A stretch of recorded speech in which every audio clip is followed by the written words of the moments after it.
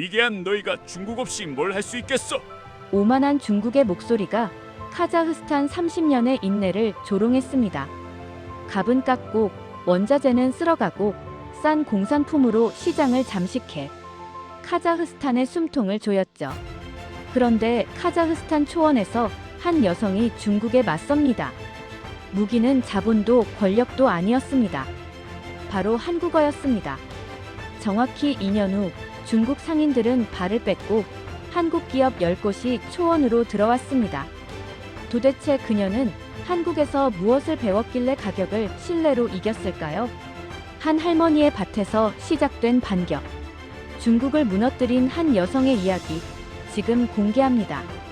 영상 시작 전에 구독 버튼을 눌러주세요.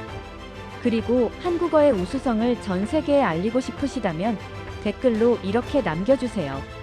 대한민국은 문화강국. 여러분의 댓글이 한글의 우수성을 전 세계에 밝힙니다. 그럼 이야기 시작하겠습니다. 2019년 가을, 카자흐스탄 동부 초원 끝자락의 작은 공방에서 저는 할머니의 직조기 앞에 앉아 있었습니다. 50년 된 나무 배틀이 규칙적인 소리를 내며 움직였죠. 바깥에선 바람이 밀밭을 훑고 지나갔습니다. 평화로운 오후였어요. 그때까지는요. 동생이 급하게 문을 열고 들어왔습니다. 손에 든 서류를 내밀며 숨을 헐떡였죠. 누나, 이거 봐. 중국 회사가 원자재를 우리보다 18% 싸게 공급한대. 저는 서류를 받아들었습니다. 화서자원이라는 중국 국영기업의 공급 제안서였어요. 시장 평균가보다 확연히 낮은 숫자들이 나열돼 있었습니다. 저는 사야나 누르, 35살입니다. 할머니로부터 물려받은 전통 직조 기술로 이 공방을 7년째 운영하고 있었죠.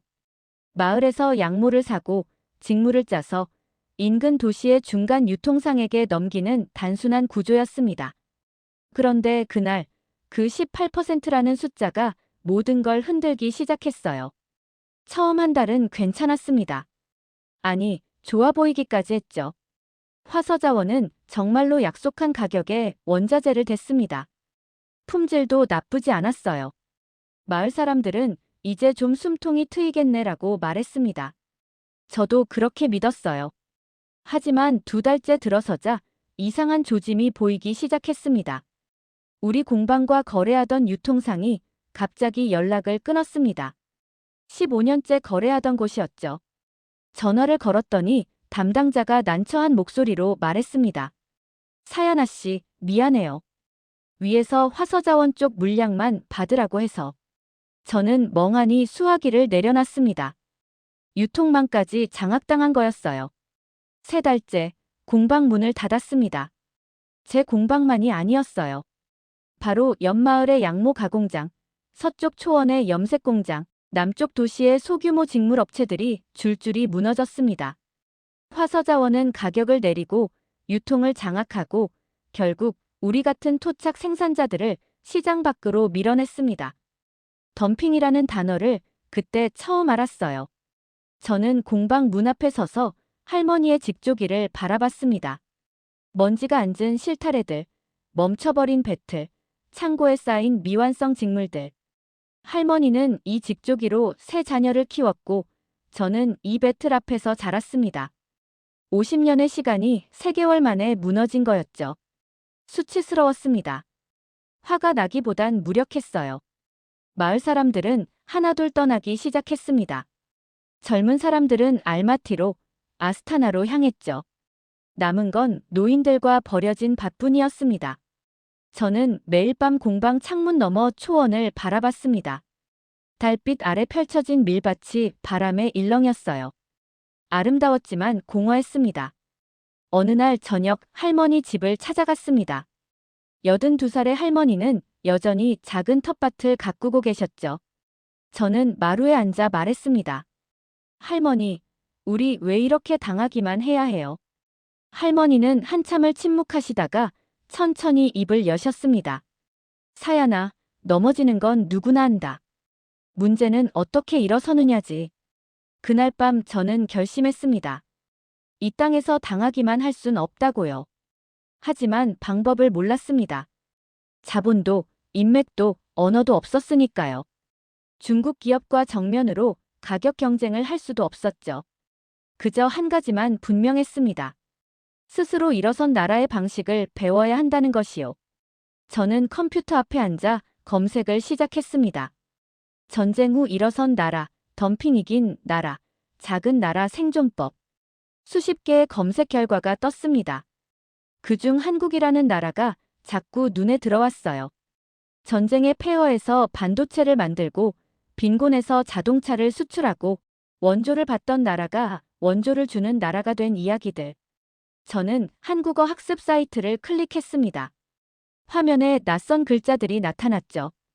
동그라미와 막대기로 이뤄진 이상한 문자들. 하지만 그 순간 묘한 확신이 들었습니다. 이 언어를 배우면, 이 나라의 방식을 배우면 뭔가 달라질 수 있을 거라고요. 막연했지만 포기하긴 싫었습니다. 밖에서 바람 소리가 들렸습니다. 초원을 가로지르는 거친 바람이었죠. 저는 노트를 꺼내 첫 글자를 따라 썼습니다. 기역, 니은, 디귿. 서툴렀지만 멈추지 않았어요. 그날 밤 공방 창고에 쌓인 직물들 사이에서 저는 처음으로 물었습니다. 왜 우리는 값이 아닌 가치를 못 받는가? 그 질문의 답을 찾는데 2년이 걸렸습니다. 하지만 그날 밤 저는 아직 몰랐어요. 이 작은 결심이 600km 떨어진 초원의 밭과 한반도를 잇는 시작점이 될 줄은요. 2019년 겨울, 저는 매일 새벽 4시에 일어났습니다. 공방은 문을 닫았지만 할 일은 늘어났죠. 낮엔 인근 도시의 식당에서 설거지를 했고, 밤엔 한국어를 공부했습니다. 컴퓨터 화면 앞에 앉아 발음을 따라하고, 단어를 외우고, 문법을 익혔어요. 마을 사람들은 제 선택을 이해하지 못했습니다. 사야나, 미쳤냐? 중국어도 아니고 왜 한국어를 배워? 이웃집 아저씨가 웃으며 말했죠. 그 나라가 뭘 해줄 건데? 저는 대꾸하지 않았습니다. 설명할 수 없었으니까요. 그냥 느낌이었어요. 이 길이 맞다는. 3개월이 지나자 간단한 문장을 읽을 수 있었습니다. 6개월이 지나자 유튜브 영상을 자막 없이 이해했죠. 하지만 문제가 있었습니다. 돈이었어요. 온라인 강의만으론 한계가 있었고 실전 회화는 더 어려웠습니다. 제대로 배우려면 한국문화원에 등록해야 했는데 등록비가 만만치 않았어요. 저는 저축한 돈을 모두 털었습니다. 공방 문 닫을 때 받은 보상금, 설거지로 번 돈, 직물 재고를 헐값에 판 돈까지. 하지만 턱없이 모자랐죠. 한국 유학은 꿈도 꾸지 못했습니다. 왕복 항공료, 생활비, 학비를 생각하면 아득했어요. 2020년 봄, 할머니가 저를 부르셨습니다. 사야나, 잠깐 오너라. 저는 할머니 집으로 갔죠. 할머니는 마당 한쪽을 가리켰습니다. 밀밭이었어요. 할아버지가 평생 일궈온 600평짜리 밭이었습니다. 할머니는 조용히 말씀하셨어요.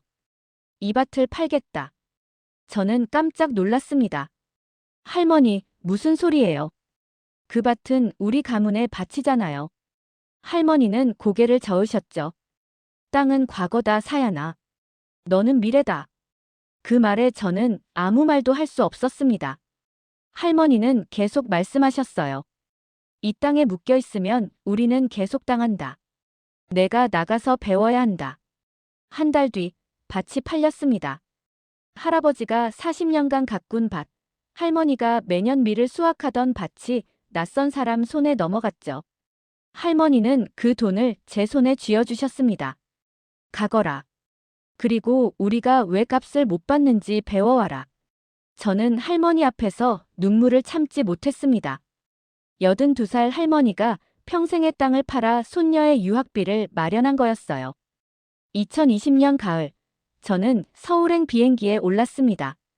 생애 첫 해외였죠. 창밖으로 카자흐 초원이 멀어졌습니다. 저는 가방 속 노트를 꺼내 할머니가 쓰신 메모를 읽었어요. 넘어짐이 실패가 아니다. 포기가 실패다. 떨렸지만 돌아갈 수 없었습니다. 할머니의 밭이 제 등을 밀고 있었으니까요. 서울은 낯설었습니다. 높은 빌딩, 빠른 지하철, 쏟아지는 간판들. 저는 구로구의 작은 고시원에 짐을 풀었죠. 3평짜리 방, 공용 화장실, 삐걱거리는 침대. 하지만 불평하지 않았습니다. 할머니의 밭값으로 여기 온 거니까요. 다음 날부터 저는 한국어 집중 과정에 등록했습니다. 오전 9시부터 오후 6시까지 수업이었죠. 선생님은 외국인 학생 20명을 앞에 두고 빠르게 말했습니다. 자, 오늘은 비즈니스 한국어를 배울 거예요. 회의, 제안, 계약 관련 표현들이죠. 저는 펜을 쥐고 정신없이 받아 적었습니다. 저녁엔 편의점 야간 알바를 시작했습니다. 오후 10시부터 새벽 6시까지였죠. 손님이 없는 시간엔 교재를 펼쳐놓고 공부했습니다. 한국 손님들이 쓰는 말을 귀담아 들었어요. 따뜻하게 해주세요. 포인트 정리비요. 봉투는 괜찮아요. 교과서엔 없는 살아있는 표현들이었죠. 3개월이 지나자 몸이 무너지기 시작했습니다. 수면 시간은 하루 3시간, 밥은 편의점 도시락으로 때웠죠. 어느 날 새벽 편의점에서 쓰러졌습니다. 과로였어요. 병원에서 일주일 쉬라고 했지만 저는 이틀 만에 복귀했습니다. 쉬면 돈이 안 들어왔으니까요. 그해 겨울 문화원 동기가 물었습니다. 사연아, 너 왜 이렇게까지 해? 무역 통역이 되려는 거야? 저는 고개를 저었죠. 통역이 아니에요. 직접 하려고요. 우리나라 물건을 한국에 팔고 한국 기술을 우리 마을에 가져가려고요. 동기는 어이없다는 표정을 지었습니다. 35살에 처음 시작하는데 가능해? 가능한지 저도 몰랐습니다. 하지만 멈출 수 없었어요. 할머니의 밭이 사라진 자리에서 미리 자라지 않는 걸 생각하면, 고향 공방이 먼지 쌓인 채 방치된 걸 생각하면 화서자원의 18%, 덤핑으로 무너진 사람들을 생각하면 멈출 수가 없었습니다. 저는 매일 밤 고시원 창문을 열고 서울 야경을 바라봤습니다. 불빛이 반짝이는 도시, 멈추지 않는 사람들. 이 나라는 전쟁의 잿더미에서 일어섰다고 배웠어요. 빈곤에서 수출로, 원조에서 원조국으로. 그렇다면 저도 할 수 있을 거라 믿었습니다. 초원의 딸이 한반도에서 길을 찾을 수 있다고요. 2021년 봄, 1년 만에 한국 언응력 시험 고급을 땄습니다. 선생님도 놀라셨죠. 사연아 씨, 정말 대단해요. 이 속도면 비즈니스도 충분해요. 저는 감사 인사를 하고 다음 단계를 준비했습니다. 이제 언어가 아니라 실전이었어요. 현장을 알아야 했습니다. 저는 한국 무역회사들의 이력서를 돌렸습니다. 50곳 넘게 지원했죠. 답장은 5곳뿐이었고 면접 기회는 2곳이었습니다. 그중 한 곳이 중견기업 해외 본부였어요. 면접관이 물었습니다. 카자흐스탄에서 한국어를 2년 만에 고급까지. 이유가 뭐죠? 저는 거짓 없이 대답했습니다. 덤핑에 무너진 고향을 살리려고요. 가격이 아닌 가치로요. 면접관은 잠시 침묵했습니다. 그리고 고개를 끄덕였죠. 인턴으로 시작해 볼래요? 저는 그 자리에서 네라고 답했습니다. 떨리는 목소리였지만 확신에 차 있었어요. 할머니의 밭이 드디어 싹을 틀기 시작한 거니까요. 2021년 여름, 저는 서울 영등포구 소재 중견무역기업 글로벌테크의 인턴이 되었습니다. 해외 본부 중앙아시아팀 막내였죠. 첫 출근 날 팀장님이 제 자리를 안내했습니다. 사연아 씨, 여기 앉으세요. 일단 서류 정리부터 배울 거예요. 민준 송 팀장, 42살이었습니다. 현장형 실무자로 알려진 분이었죠. 저는 매일 오전 7시에 출근했습니다. 다른 직원들보다 2시간 일찍이었어요. 서류를 정리하고 무역 용어를 익히고 계약서 양식을 외웠습니다. 점심시간엔 사무실에 남아 수출입 통관 절차를 공부했죠. 동료들은 이상하게 봤지만 신경 쓰지 않았습니다. 저는 시간이 없었으니까요. 3개월이 지나자 송 팀장이 저를 불렀습니다. 사연아 씨, 카자흐 현지 농산물 시장 조사 좀 해줄래요? 우리가 진출할 만한 품목이 있는지요. 저는 즉시 착수했죠. 밤새 자료를 뒤지고 고향 지인들에게 연락하고 현지 가격과 품질을 조사했습니다. 일주일 만에 30페이지짜리 보고서를 제출했어요. 송 팀장은 보고서를 넘기며 고개를 끄덕였습니다. 디테일이 좋네요. 그런데 사야나 씨, 이거 혼자 하려는 건 아니죠? 저는 잠깐 망설였습니다. 사실 혼자 하려던 계획이 있었거든요. 하지만 솔직하게 말했습니다. 팀장님, 저는 언젠가 제 회사를 만들고 싶어요. 고향과 한국을 직접 연결하는 거요. 송 팀장은 웃었습니다. 그럴 줄 알았어요. 그런데 알아요? 무역은 혼자 못해요. 신뢰가 필요하거든요. 회사 대 회사, 사람 대 사람. 그 말이 제 머릿속에 박혔죠. 신뢰. 화서자원이 18% 덤핑으로 무너뜨린 게 바로 그거였습니다. 가격으로 신뢰를 짓밟은 거였어요. 2021년 가을, 회사에서 중앙아시아 출장 기회가 생겼습니다. 송 팀장이 카자흐 알마티 현지 박람회에 가는 일정이었죠. 저는 통역 겸 현지 코디네이터로 동행했습니다. 2년 만에 고향 땅을 밟는 거였어요. 비행기에서 내리자 익숙한 공기가 폐를 채웠습니다. 그리운 냄새였죠. 박람회장에서 송 팀장은 현지 업체들을 만났습니다. 저는 옆에서 통역을 했죠. 그런데 대화를 나누다 보니 이상한 점을 발견했습니다. 한국 기업들은 품질과 납기를 중시했지만 카자흐 업체들은 가격만 이야기했어요. 더 싸게 드릴 수 있어요. 중국보다 저렴해요. 송 팀장은 고개를 저었습니다. 가격만으론 안 돼요. 우리는 안정성이 필요하거든요. 저녁에 호텔로 돌아와 송 팀장이 말했습니다. 사야나 씨, 여기 업체들이 왜 가격만 이야기하는지 알아요? 저는 고개를 저었죠. 송 팀장은 창밖을 보며 설명했습니다. 중국 덤핑에 당한 트라우마예요.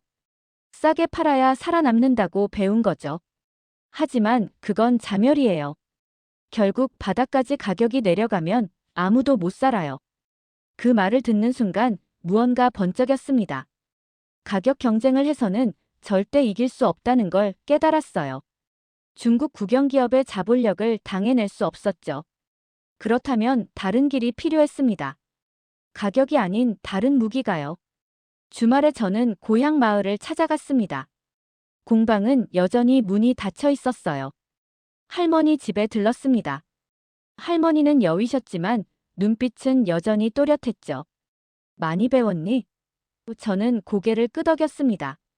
네, 할머니. 그런데 아직 답을 못 찾았어요. 어떻게 이겨야 할지요? 할머니는 낡은 책장에서 오래된 책 한 권을 꺼내셨습니다. 카자흐어와 러시아어가 섞인 역사책이었어요. 이걸 읽어봐라. 우리 조상 이야기가 나와. 저는 그날 밤 그 책을 읽었습니다. 고구려와 중앙아시아 초원 민족의 교류 기록이었죠. 서기 7세기 고구려가 돌궐과 동맹을 맺었다는 내용이었습니다. 책장을 넘기며 저는 멈췄습니다. 한 문장이 눈에 들어왔어요. 초원과 반도는 공동의 적에 맞서 1300년 전 형제가 되었다. 1300년. 그 숫자가 머릿속에서 울렸습니다. 우리는 단순한 무역 파트너가 아니었어요. 역사적 동맹이었던 거죠. 다음 날 저는 서울로 돌아와 송 팀장에게 그 이야기를 했습니다. 팀장님, 우리는 1300년의 형제였어요. 고구려와 돌궐이요. 송 팀장은 잠시 생각하더니 눈빛이 달라졌습니다. 사야나 씨, 그거 쓸 수 있겠는데요? 내러티브로요. 저는 고개를 갸웃했죠. 내러티브요? 송 팀장은 설명했습니다. 가격으로 싸우면 중국한테 져요. 하지만 역사와 신뢰로 싸우면 달라져요. 우리는 단순한 공급자가 아니라 형제 국가다. 이 프레임을 만들어야 해요. 그 말에 뭔가 열리는 느낌이었습니다. 가격이 아니라 가치, 거래가 아니라 동맹이었어요. 저는 그날부터 자료를 모으기 시작했습니다. 고구려와 중앙아시아의 교류 기록, 실크로드 무역로, 양국 문화의 공통점들. 밤마다 도서관에 가서 논문을 읽고 역사서를 뒤지고 인터뷰 기록을 찾았습니다. 한 달 만에 100페이지짜리 자료집을 만들었죠. 송 팀장은 그 자료를 보고 말했습니다. 이제 실전이에요. 이걸 비즈니스 언어로 바꿔야 해요. 저는 다시 책상 앞에 앉았습니다. 역사를 숫자로, 감정을 계약서로, 서사를 프레젠테이션으로 바꾸는 작업이었죠. 쉽지 않았지만 멈추지 않았습니다. 2022년 초, 저는 인턴 계약을 마치고 정규직 제안을 받았습니다. 하지만 거절했어요. 송 팀장은 이해한다는 표정이었죠. 창업하려고요? 저는 고개를 끄덕였습니다. 네, 팀장님. 배운 건 충분해요. 이제 직접 해볼게요. 송 팀장은 명함 한 장을 건넸습니다. 필요하면 연락해요. 형제는 도와야죠. 그 말에 저는 웃었습니다. 1300년 전 고구려와 돌궐처럼 저와 송 팀장도 동맹이 된 거였어요. 가격이 아니라 신뢰로요. 사무실을 나서며 저는 서울 하늘을 올려다봤습니다. 회색빛 구름 사이로 햇살이 비쳤죠. 할머니의 밭이 팔린 지 2년, 한국어를 시작한 지 3년. 이제 시작이었습니다. 초원과 반도를 잇는 길을 직접 만들 차례였어요. 그날 밤 고시원 책상에 앉아 사업자 등록 서류를 작성했습니다. 회사명은 실크브릿지로 정했죠. 1300년 전 실크로드의 다리를 다시 놓겠다는 의미였습니다. 손이 떨렸지만 펜을 놓지 않았어요. 이 서류가 할머니의 밭을 되살릴 씨앗이 될 거니까요. 2022년 봄, 저는 서울 구로구 작은 사무실에서 사업자 등록증을 받았습니다. 실크브릿지, 1인 무역 스타트업이었죠. 사무실이라고 해봐야 5평짜리 공유 오피스 한 칸이었습니다. 책상 하나, 의자 둘, 중고 노트북 한 대가 전부였어요. 첫 번째 과제는 명확했습니다. 카자흐 현지 생산자와 한국 바이어를 연결하는 거였죠. 하지만 문제가 있었습니다. 신뢰였어요. 한국 기업들은 제게 물었습니다. 레퍼런스가 있나요? 없었죠. 검증된 공급처인가요? 검증은 제가 하려는 중이었습니다. 저는 전략을 세웠습니다. 작은 거래부터 시작해서 신뢰를 쌓는 거였어요. 송 팀장님께 조언을 구했죠. 팀장님, 첫 거래는 어떻게 따내야 할까요? 송 팀장은 커피를 홀짝이며 말했습니다. 샘플이에요, 사야나 씨. 일단 물건을 보여줘야 해요. 품질을 증명하는 거죠. 저는 고향에 연락했습니다. 옛 공방 동료였던 아이굴에게 전화를 걸었어요. 언니, 나야. 사야나. 양모 샘플 좀 보내줄 수 있어? 아이굴은 망설였습니다. 사야나, 우리 지금 거래처가 없어. 샘플 보내봤자 안 팔릴 텐데. 저는 간곡하게 부탁했죠. 믿어줘. 이번엔 달라. 2주 뒤 샘플이 도착했습니다. 카자흐 초원에서 자란 양의 털로 만든 원모 5kg이었어요. 저는 서울 동대문 원단 시장을 돌며 바이어들을 만났습니다. 10곳의 샘플을 보여줬죠. 9곳이 거절했습니다. 중국산보다 비싸네요. 검증이 안 됐잖아요. 10번째 업체에서 멈췄습니다. 작은 의류 제조사였어요. 대표님이 샘플을 만져보더니 고개를 끄덕였습니다. 촉감이 괜찮네요. 그런데 가격이 문제예요. 중국산보다 12% 비싸잖아요. 저는 심호흡을 했습니다. 준비한 말을 꺼낼 타이밍이었죠. 대표님, 가격이 아니라 합의된 기준으로 가면 어떨까요? 대표는 눈썹을 치켜 올렸습니다. 합의된 기준이요? 저는 노트북을 꺼내 자료를 보여줬어요. 중국 덤핑은 3개월마다 가격이 바뀝니다. 올해는 싸도 내년엔 2배로 오를 수 있어요. 하지만 저희는 2년 고정 가격을 제한합니다. 품질 기준도 명시하고요. 대표는 자료를 들여다봤습니다. 가격 변동성 그래프, 품질 인증서, 납기 약속서가 담겨 있었죠. 흥미롭네요. 그런데 어떻게 2년을 보장하죠? 저는 대답했습니다. 현지 농가와 직접 계약했습니다. 중간 유통을 빼고 장기 물량을 약속받은 대신 가격을 고정한 거예요. 대표는 고개를 끄덕이더니 물었습니다. 첫 물량은 얼마나 가능해요? 저는 떨리는 목소리로 답했죠. 500kg입니다. 작은 양이었어요. 하지만 시작이었습니다. 대표는 잠시 생각하더니 손을 내밀었습니다. 좋아요. 한번 해봅시다. 테스트 오더로요. 계약서를 쓰는 순간 손이 떨렸습니다. 첫 계약이었어요. 금액은 3천만 원, 납기는 45일. 크지 않은 거래였지만 제게는 전부였습니다. 사무실로 돌아와 아이굴에게 전화를 걸었죠. 언니 했어. 첫 계약. 수화기 너머로 아이굴의 환호성이 들렸습니다. 하지만 진짜 시험은 거기서부터였습니다.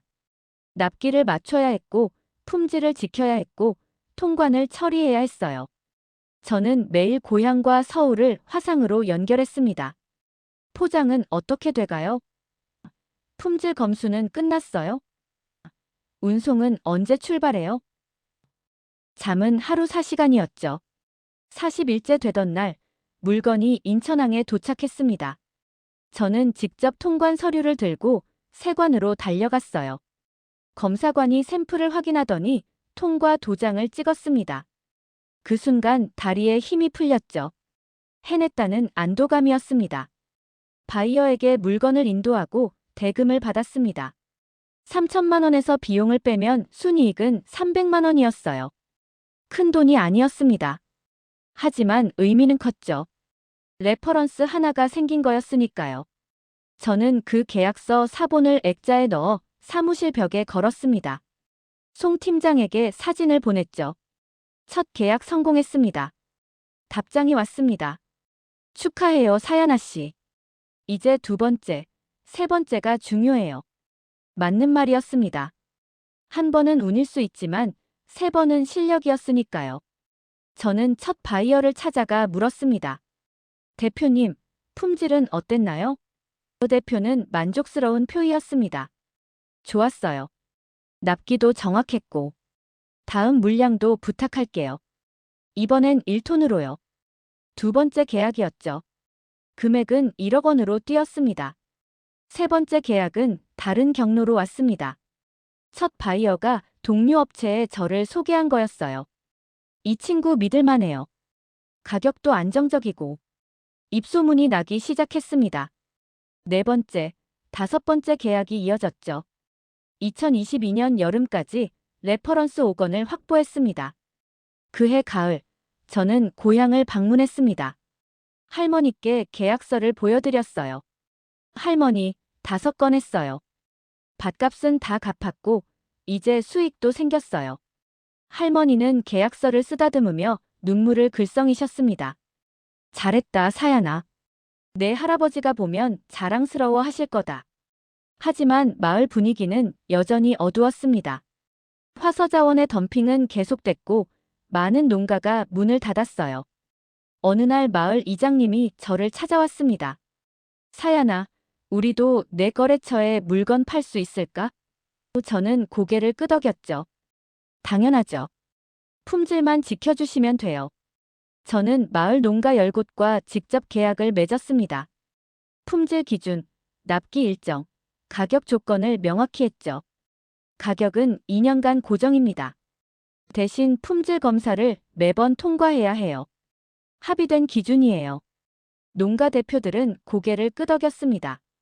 믿을게, 사연아. 2022년 겨울, 거래액이 10억 원을 넘었습니다. 작은 숫자였지만 의미는 컸어요. 카자흐 농가 10곳과 한국 바이어 8곳을 연결한 거였으니까요. 저는 사무실 화이트보드에 숫자를 적었습니다. 10억 원, 레퍼런스 8건, 신뢰 구축 완료. 송 팀장에게 보고했습니다. 팀장님, 기반이 잡혔어요. 이제 규모를 키울 준비가 됐어요. 송 팀장은 전화 너머로 웃었습니다. 좋아요. 그런데 사연아 씨, 한 가지 조심해요. 화서자원이 가만 안 있을 거예요. 그 말에 등골이 서늘해졌죠. 맞는 말이었습니다. 제가 시장에서 자리를 잡기 시작하면 그들이 가만히 있을 리 없었어요. 하지만 두렵지 않았습니다. 저는 가격이 아니라 신뢰로 싸우고 있었으니까요. 합의된 기준, 검증된 품질, 약속된 납기. 이게 제 무기였습니다. 화서자원의 18% 덤핑보다 강한 무기였죠. 그날 밤 사무실 창밖을 바라보며 생각했습니다. 작은 승리였지만 시작이었어요. 초원과 반도를 잇는 다리에 첫 기둥을 세운 거였습니다. 이제 남은 건 그 다리를 넓히고 강하게 만드는 일이었죠. 폭풍이 와도 무너지지 않는 다리를요. 2023년 봄 실크브릿지는 거래액 30억 원을 돌파했습니다. 한국 바이어 15곳, 카자흐 공급처 20곳을 연결하고 있었죠. 사무실도 15평짜리로 옮겼습니다. 직원 3명을 고용했어요. 모든 게 순조로웠습니다.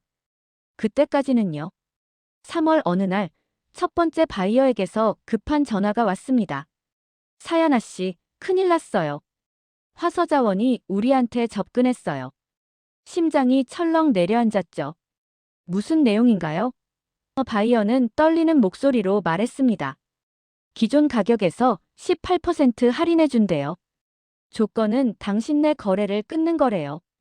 저는 책상을 움켜쥐었습니다. 18%. 그 숫자가 다시 돌아온 거였어요. 바이어는 계속 말했습니다. 미안해요. 우리도 장사가 어려워서요. 이번 분기는 화서자원 쪽으로 갈 것 같아요. 전화를 끊고 나서 멍하니 앉아 있었습니다. 시작이었죠. 일주일 사이에 5곳의 바이어가 같은 말을 했습니다. 화서자원의 18% 할인 제한이었어요. 거래처가 연쇄로 무너지기 시작했습니다. 직원들은 불안해했죠. 대표님, 우리도 가격을 낮춰야 하는 거 아니에요? 저는 고개를 저었습니다. 그러면 우리도 죽어요. 송 팀장에게 급하게 연락했습니다. 팀장님, 화서자원이 움직였어요. 덤핑으로요. 송 팀장은 한숨을 쉬었습니다. 예상했던 일이에요. 사야나 씨가 너무 빨리 성장했거든요. 그들 입장에선 위협이죠. 저는 물었습니다. 어떻게 해야 할까요? 송 팀장은 잠시 침묵하더니 말했습니다. 버티세요. 가격전은 하지 마세요. 하지만 버티기가 쉽지 않았습니다. 4월 말까지 15곳 중 9곳이 계약을 해지했어요. 매출이 60% 폭락했습니다. 직원 월급을 주기 어려워졌죠. 사무실 임대료도 밀렸습니다. 밤마다 장부를 보며 계산했어요.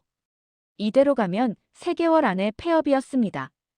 5월 초 더 큰 타격이 왔습니다. 카자흐 현지 공급처들이 압박을 받기 시작한 거였어요. 아이굴에게서 전화가 왔습니다. 사야나, 화서자원이 우리 공급처를 찾아왔어. 너네랑 거래 끊으면 대량 계약해준대. 목소리가 떨리고 있었습니다. 저는 침착하게 물었습니다. 언니, 어떻게 할 거예요? 아이굴은 한참을 망설이더니 말했습니다. 미안해, 사야나. 우리도 먹고 살아야 해. 화서자원 조건이 너무 좋아. 전화가 끊겼습니다. 그날 밤 혼자 사무실에 남아 울었어요. 공급처마저 무너지면 끝이었습니다. 다음 날 나머지 공급처 대표들과 화상회의를 했습니다. 20곳 중 15곳이 참석했죠. 저는 솔직하게 말했습니다. 여러분, 화서자원이 제안한 거 알고 있어요. 선택은 여러분 몫입니다. 하지만 한 가지만 기억해 주세요. 그들의 계약은 6개월짜리예요. 6개월 뒤 가격은 어떻게 될지 모릅니다. 한 공급처 대표가 물었습니다. 사야나, 솔직히 말해봐. 내가 버틸 수 있겠어? 저는 화면을 똑바로 보며 대답했습니다. 모르겠습니다. 하지만 포기는 안 해요. 여러분과 약속했으니까요. 회의가 끝나고 일주일 뒤 15곳 중 10곳이 떠났습니다. 남은 건 5곳 뿐이었어요. 6월 결정타가 왔습니다. 린웨이 대표가 직접 연락을 해온 거였죠. 화서자원 한국지사 대표였습니다. 사야나 씨, 만나서 이야기합시다. 저는 거절할 수 없었어요. 서울 강남의 고급 호텔 라운지에서 만났습니다. 린웨이는 양복을 빼입은 40대 중반의 남성이었습니다. 능글맞은 미소를 지으며 말했죠. 사야나 씨, 고생이 많으시죠? 혼자 하기 힘드시잖아요. 저는 차를 한 모금 마시며 침묵했습니다. 린웨이는 계속 말했어요. 우리가 실크브릿지를 인수하려고 해요. 조건도 괜찮게 드릴게요. 서류를 밀어보였습니다. 인수 제안서였죠. 금액은 50억 원이었어요. 회사 가치보다 높은 금액이었습니다. 린웨이는 웃었습니다. 사야나 씨, 현명한 선택을 하세요. 이대로 가면 3개월 안에 문 닫아요. 우린 사야나 씨의 네트워크가 필요하고 사야나 씨는 자본이 필요하잖아요. 윈윈 아닌가요? 저는 서류를 보며 생각했습니다. 50억 원이면 빚을 갚고 직원들 월급을 주고 할머니께 밭도 다시 사드릴 수 있었어요. 합리적인 선택처럼 보였죠. 하지만 뭔가 잘못됐다는 걸 알았습니다. 이건 인수가 아니라 항복이었어요. 저는 서류를 다시 밀어 돌려주었습니다. 안 팝니다. 린웨이의 미소가 사라졌습니다. 뭐라고요? 저는 똑바로 그를 보며 말했습니다. 안 팝니다. 그리고 이깁니다.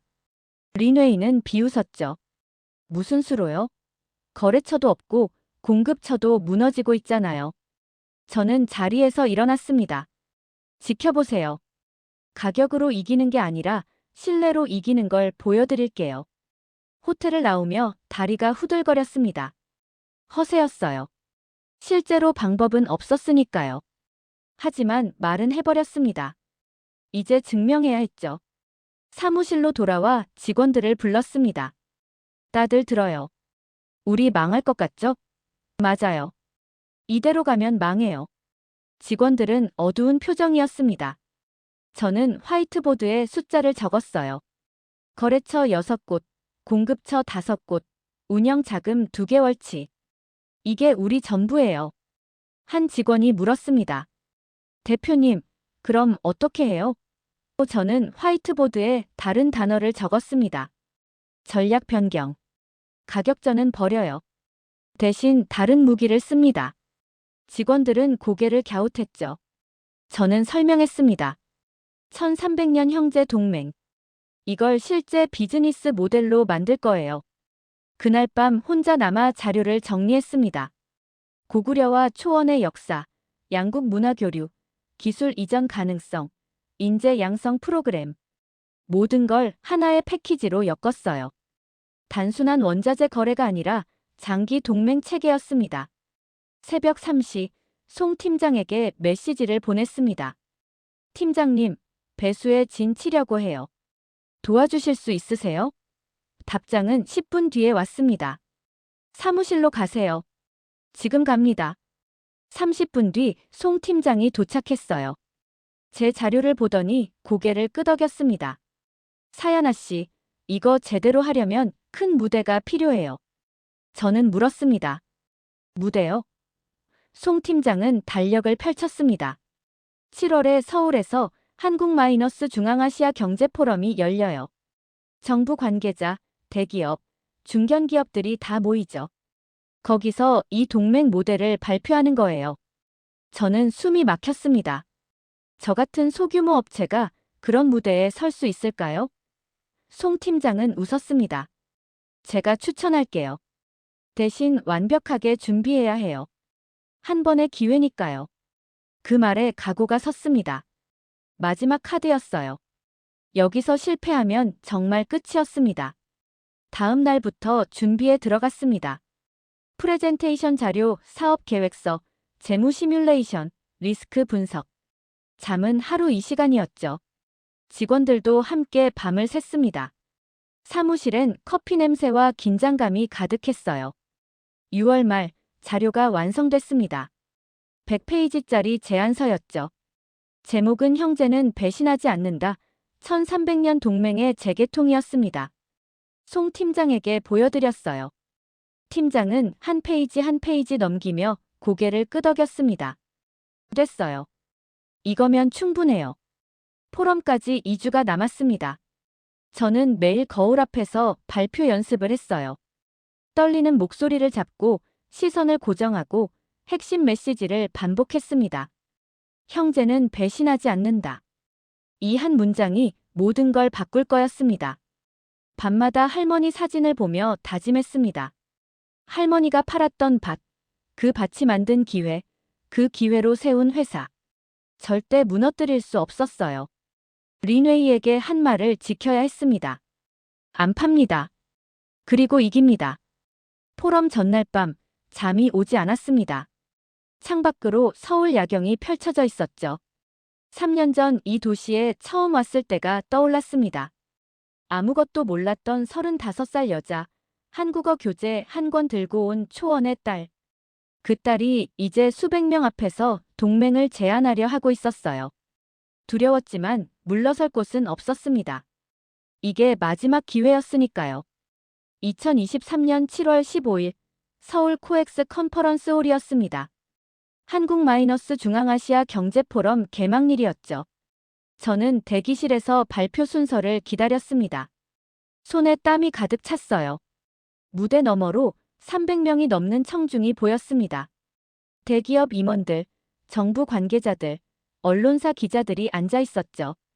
송 팀장이 옆에서 말했습니다. 긴장하지 마세요. 하지만 심장은 미친 듯이 뛰었어요. 이건 발표가 아니었습니다. 실크브릿지의 생존이 걸린 순간이었죠. 사회자가 제 이름을 불렀습니다. 다음은 실크브릿지 사야나 누르 대표입니다. 주제는 1300년 형제 동맹의 재개통입니다. 저는 심호흡을 하고 무대로 걸어 나갔어요. 조명이 눈부셨습니다. 마이크 앞에 섰습니다. 안녕하십니까? 저는 사야나 누르입니다. 4년 전, 제 고향은 18% 덤핑으로 무너졌습니다. 목소리가 떨렸지만 멈추지 않았어요. 화면에 버려진 공방 사진을 띄웠습니다. 할머니의 직조 공방이 문을 닫았고 마을 사람들은 떠났죠. 저는 물었습니다. 왜 우리는 값이 아닌 가치를 못 받는가? 다음 슬라이드로 넘어갔습니다. 고구려와 돌궐의 동맹 기록이었죠. 서기 7세기 고구려와 중앙아시아는 형제였습니다. 1300년 전 우리는 동맹이었어요. 하지만 지금은 가격 경쟁에 밀렸습니다. 청중들이 집중하기 시작했어요. 화면에 그래프를 띄웠습니다. 중국 덤핑의 3개월 주기 가격 변동, 연쇄 파산, 불안정한 공급망. 가격 전쟁은 누구도 이길 수 없습니다. 바닥까지 내려가면 모두 죽어요. 목소리를 높였죠. 저는 다른 길을 제안합니다. 가격이 아니라 신뢰로, 거래가 아니라 동맹으로요. 화면에 3개의 키워드가 나타났습니다. 첫째, 2년 고정 가격과 품질 기준. 둘째, 기술 이전과 인재 양성. 셋째, 정부 보증과 5년 장기 계약. 앞줄에 앉은 중견기업 대표들이 메모하기 시작했어요. 형제는 배신하지 않습니다. 마지막 슬라이드로 넘어갔습니다. 할머니의 밀밭 사진이었죠. 이 밭은 제 할머니가 팔아 제 유학비를 마련한 땅입니다. 저는 이 밭을 농업혁신센터로 만들고 싶어요. 한국 기술과 카자흐 전통이 만나는 곳으로요. 감정이 올라왔습니다. 가격은 오늘을 사지만 신뢰는 세대를 삽니다. 청중들이 일어서서 박수를 쳤습니다. 스탠딩 오베이션이었죠. 무대에서 내려오는 순간 다리에 힘이 풀렸어요. 송 팀장이 달려와 어깨를 두드렸습니다. 완벽했어요. 휴식 시간에 명함이 쏟아졌습니다. 중견기업 대표들, 스타트업 CEO들이 줄을 섰어요. 미팅 좀 잡을 수 있을까요? 손에 명함이 20장 넘게 쌓였습니다. 한 농업기자재 회사 대표가 다가왔죠. 우리가 스마트팜 기술 이전을 담당하고 싶습니다. 5년 계약으로요. 정확히 제가 원하던 조건이었습니다. 그날 오후 더 큰 소식이 왔습니다. 산업통상자원부 담당관이 만나자고 했어요. 사야나 대표님, 정부 차원에서 이 프로젝트를 지원하겠습니다. ODA 사업으로 30억 원을 넣을 수 있어요. 심장이 터질 듯 뛰었습니다. 일주일 동안 미팅이 폭풍처럼 이어졌습니다. 농업회사 3곳, 물류회사 2곳, 유통회사 4곳, IT 스타트업 1곳. 송 팀장과 저는 밤낮 없이 협상했어요. 7월 22일, 윤곽이 잡혔습니다. 한국 기업 10곳 컨소시엄, 총 투자 50억 달러. 5년 장기 계약에 기술 이전까지 포함됐죠. 하지만 문제가 남았습니다. 카자흐 정부 승인이었어요. 저는 송 팀장에게 말했습니다. 고향에 가야 해요. 직접 설득해야 해요. 다음 날 우리는 알마티행 비행기에 올랐습니다. 48시간의 결전이었죠. 알마티 공항에 아이굴이 기다리고 있었습니다. 사야나, 미안해.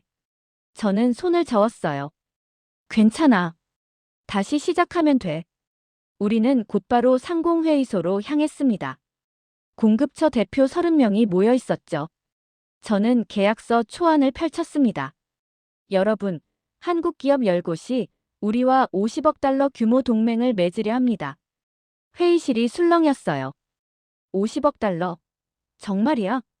송 팀장이 명단을 보여줬습니다. 정말입니다. 밤늦게까지 논의가 이어졌습니다. 새벽 2시, 투표가 진행됐어요. 30명 중 27명이 찬성했습니다. 압도적이었죠. 다음 날 카자흐 산업부도 공식 지원을 약속했습니다. 7월 24일 저녁, 48시간 만에 모든 게 정리됐습니다. 한국 기업 10곳, 카자흐 공급처 27곳, 양국 정부. 1300년 형제 동맹이 현실이 된 거였어요. 송 팀장이 악수를 청했습니다. 해냈어요. 저는 울컥했습니다. 4년 전 무너진 공방에서 할머니가 팔았던 밭에서 여기까지 왔어요. 할머니의 말씀이 떠올랐습니다. 땅은 과거, 너는 미래다. 이제 그 미래가 시작되는 거였습니다. 2023년 8월 1일 서울 플라자 호텔 그랜드 볼룸이었습니다. 한국 마이너스 카자흐스탄 경제협력 조인식 당일이었죠. 500명이 넘는 하객이 모였습니다. 양국 정부 고위 관계자, 기업 대표들, 언론사가 모두 모인 거였어요. 저는 무대 옆 대기실에서 거울을 보고 있었습니다. 정장 차림이 어색했죠. 3년 전 편의점 알바복을 입던 제가 지금 양국 동맹 조인식 무대에 서려 하고 있었어요. 믿기지 않았습니다. 송 팀장이 들어와 말했습니다. 사야나 씨, 준비됐어요? 저는 고개를 끄덕였죠. 떨려요, 팀장님. 송 팀장은 웃었습니다. 당연하죠. 50억 달러짜리 계약인데요. 그런데 알아요? 이건 사야나 씨가 만든 기적이에요. 무대로 안내가 나왔습니다. 저는 심호흡을 하고 걸어 나갔어요. 조명이 쏟아졌습니다. 무대 중앙엔 긴 테이블이 놓여 있었고 양쪽에 의자 10개가 배치돼 있었죠. 한국 기업 대표 10명이 한쪽에, 카자흐 공급처 대표 10명이 반대편에 앉았습니다. 저는 가운데 자리에 섰습니다. 양측을 연결하는 교량 역할이었죠. 사회자가 조인식 시작을 알렸습니다. 지금부터 한국 마이너스 카자흐스탄 1300년 형제 동맹 조인식을 시작하겠습니다. 첫 번째 순서는 대표 기업들의 발언이었습니다. 농업기자재 회사 대표가 먼저 나섰어요. 저희는 카자흐 동부에 스마트팜 기술을 이전하고 5년간 연간 50억 원 규모 장비를 공급하겠습니다. 박수가 터졌습니다. 두 번째는 물류회사였죠. 한국 마이너스 카자흐 직항 화물 노선을 신설하고 통관 시간을 기존 7일에서 3일로 단축하겠습니다. 실질적인 약속들이었어요. 숫자가 구체적이고 일정이 명확했습니다. 카자흐 측 대표도 나섰습니다. 아이굴의 공급처였죠. 우리는 품질 기준을 국제 인증으로 맞추고 한국 청년 10명을 초청해 현장 연수를 제공하겠습니다. 상호 약속이었습니다. 주는 것만큼 받는 구조였어요. 여섯 번째 순서에 송 팀장이 나섰습니다. 글로벌테크는 이 동맹의 실무 코디네이터 역할을 맡겠습니다. 양국 기업 간 분쟁 조정, 계약 이행 모니터링, 신규 참여 기업 발굴까지 책임지겠습니다. 믿음직스러운 목소리였죠. 모든 발언이 끝나고 조인 순서가 왔습니다. 한국 기업 대표 10명이 차례로 계약서에 서명했어요. 펜이 종이 위를 지날 때마다 플래시가 터졌습니다. 카자흐 대표들도 이어서 서명했죠.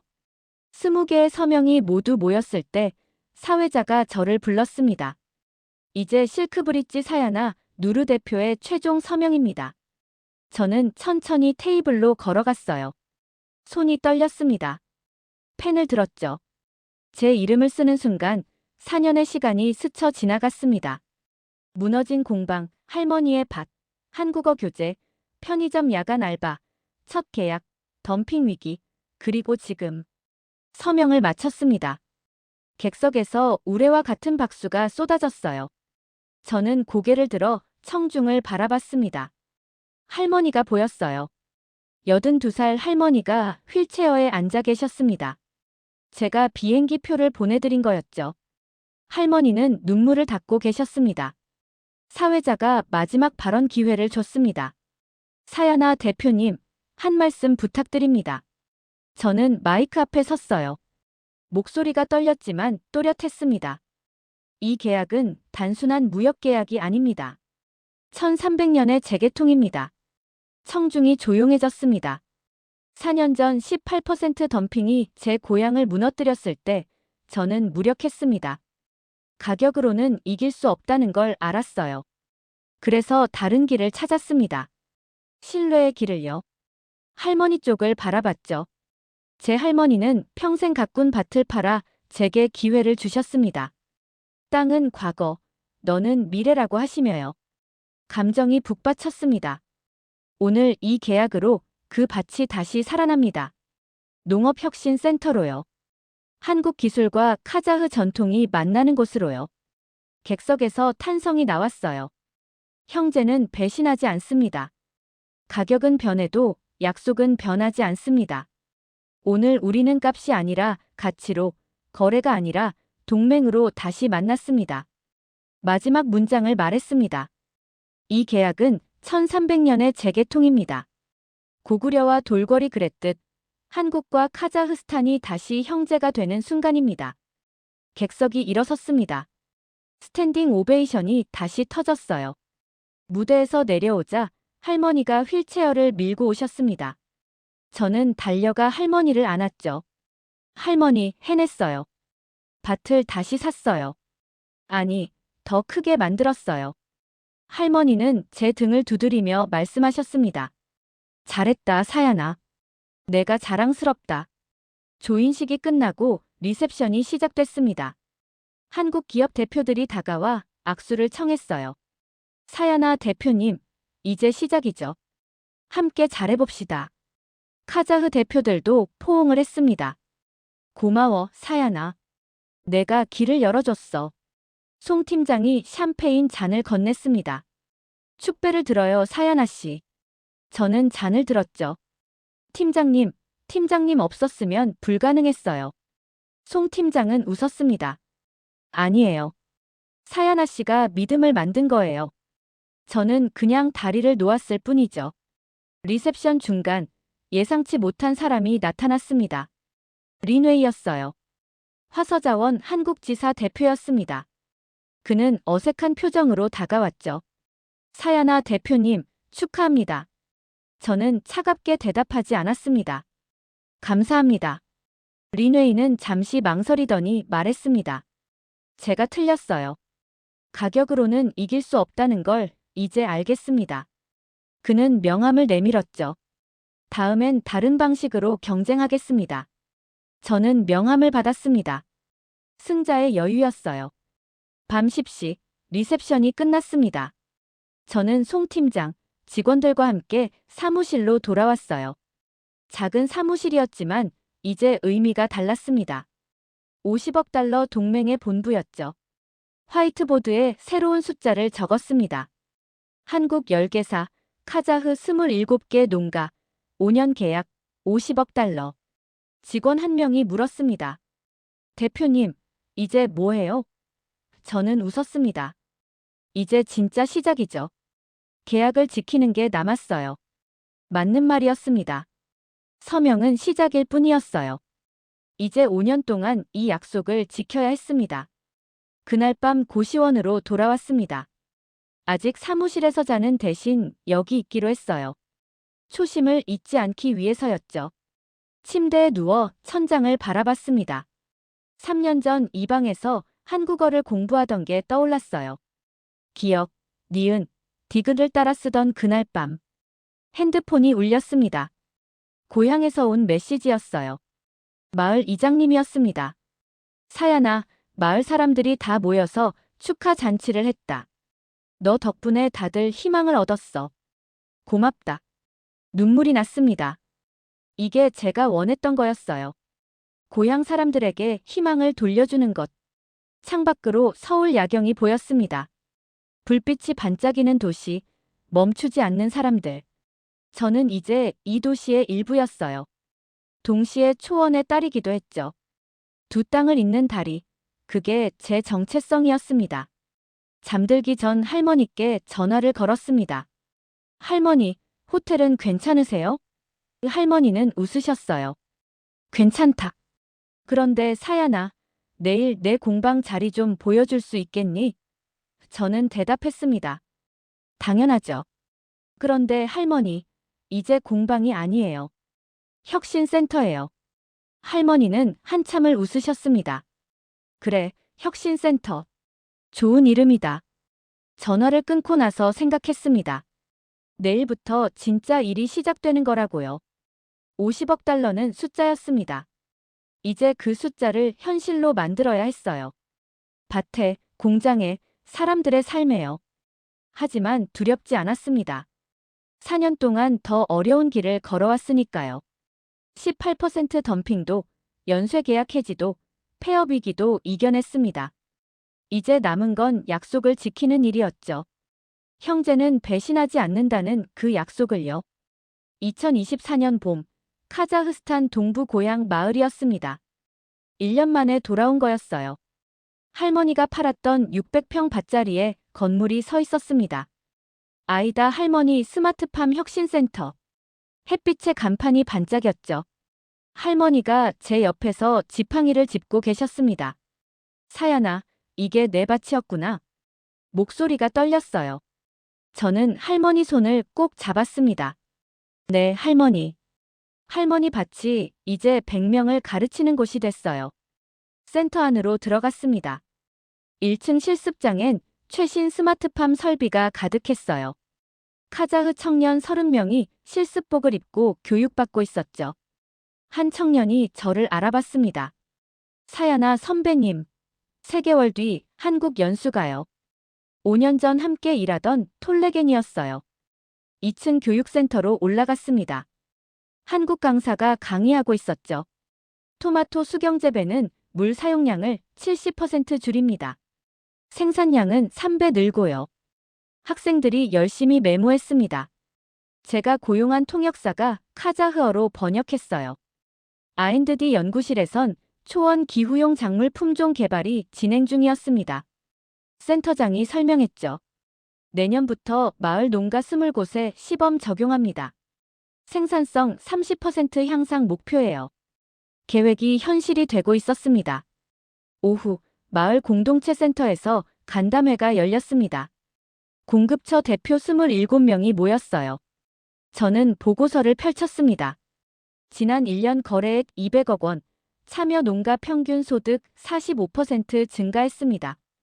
박수가 터졌죠. 한 대표가 물었습니다. 화서자원 가격이 또 내려갔던데 괜찮아? 저는 고개를 끄덕였어요. 우리 계약은 5년 고정이에요. 그들이 아무리 내려도 우리엔 영향 없어요. 그게 신뢰의 힘입니다. 간담회가 끝나고 할머니와 초원을 걸었습니다. 바람이 불어왔어요. 할머니가 센터 건물을 바라보며 말씀하셨습니다. 내 할아버지가 이 밭을 40년 가꿨지. 그땐 미리 자랐는데. 목소리가 떨렸습니다. 저는 할머니 어깨를 감싸 안았습니다. 할머니, 이제 이 땅에서 다른 게 자라고 있어요. 기술이, 희망이, 미래가요. 할머니는 눈물을 글썽이셨죠. 내 할아버지가 봤으면 좋아했을 텐데. 저도 눈물이 났습니다. 할아버지도 보고 계실 거예요. 할머니도요. 두 분이 지킨 땅이 이렇게 됐잖아요. 할머니는 제 손을 꼭 쥐셨어요. 잘했다, 사야나. 땅은 과거, 너는 미래라고 했지. 내가 그 미래를 만들었구나. 가슴이 벅찼습니다. 4년 전 무너진 공방에서 할머니가 밭을 파는 걸 보며 무력했던 그때가 떠올랐어요. 18% 덤핑에 짓밟혔던 그 순간들. 하지만 이제 달랐습니다. 작은 밭이 두 나라를 잇는 길이 됐으니까요. 저녁엔 센터 앞에서 축제가 열렸습니다. 마을 사람들과 한국 기업 관계자들이 함께였죠. 송 팀장이 말했습니다. 사야나 씨, 1년 만에 이 정도면 기적이에요. 저는 고개를 저었습니다. 기적이 아니에요. 약속을 지킨 거죠. 한 할머니가 다가왔습니다. 사야나, 우리 손자가 내 덕분에 한국 간다. 정말 고맙다. 그 말에 눈물이 또 났어요.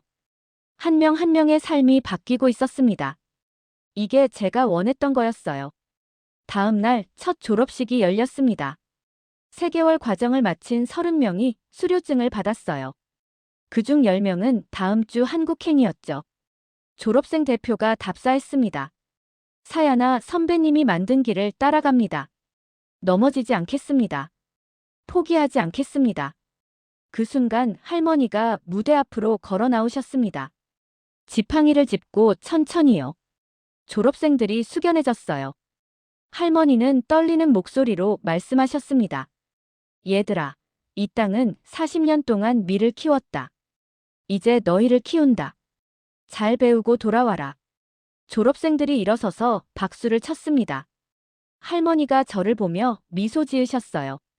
그 미소엔 자부심이, 안도가, 희망이 담겨 있었습니다. 저는 무대에서 내려와 할머니를 안았죠. 할머니, 우리 해냈어요. 오후에 서울행 비행기를 탔습니다. 창밖으로 초원이 멀어졌어요. 할머니의 밭이, 센터가, 마을이 작아졌습니다. 하지만 사라진 게 아니었죠. 이제 그 작은 밭은 600km를 넘어 한반도까지 이어지는 길이었으니까요. 서울에 도착해 사무실로 갔습니다. 화이트보드에 새 목표를 적었어요. 2024년 거래액 300억 원, 신규 일자리 50개, 연수생 100명. 직원들이 환호했습니다. 그날 밤 고시원 방에 누웠습니다. 여전히 이 작은 방에 살고 있었어요. 초심을 잃지 않으려고요. 천장을 보며 생각했습니다. 4년 전 이 방에서 기억, 니은, 디귿을 배우던 그날을요. 핸드폰이 울렸습니다. 할머니였어요. 사야나, 무사히 도착했니? 네, 할머니. 할머니는 웃으며 말씀하셨죠. 고생했다. 푹 쉬어라. 내일 또 싸워야지. 82살 할머니가 저에게 힘을 주고 계셨습니다. 창밖으로 서울 야경이 반짝였습니다. 저는 중얼거렸죠. 넘어짐이 실패가 아니다. 포기가 실패다. 4년간 수없이 넘어졌지만 포기하지 않았어요. 그래서 여기까지 왔습니다. 잠들기 전 마지막으로 생각했습니다. 가격은 오늘을 사지만 신뢰는 세대를 산다고요. 18% 덤핑이 무너뜨린 것을 1300년 동맹이 다시 세웠습니다. 작은 밭이 길이 되면 국경은 표지판이 될 뿐이었어요. 할머니의 밭은 사라졌지만 더 큰 것으로 돌아왔습니다. 형제의 약속으로요. 그리고 그 약속은 이제 막 시작이었습니다. 지금까지 감동뉴스 TV였습니다. 구독과 좋아요, 댓글은 한국 문화의 전문성을 세계에 알리는데 큰 힘이 됩니다. 구독 부탁드려요. 감사합니다.